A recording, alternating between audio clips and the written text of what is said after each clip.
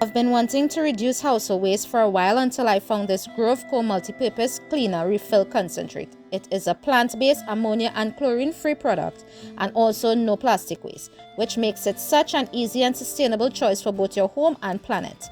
On the packaging has a brief breakdown about the company, ingredients, cautions, where it is manufactured, how to use, and what surfaces it should be used on.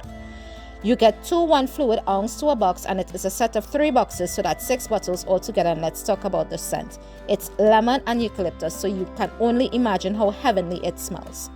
To use, I added water to a spray bottle about 3/4 full and 1/3 of the concentrate. Place the spray nozzle back on and shake to combine.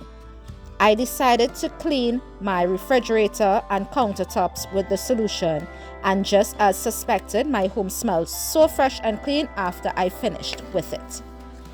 This will be a staple in my home and will definitely be trying the other scents like the lavender and thyme and orange and rosemary.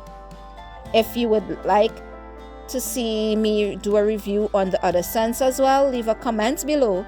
Like and subscribe to the channel, and also check out Grove Collaborative website and their socials. Also check out the description box for links and more info.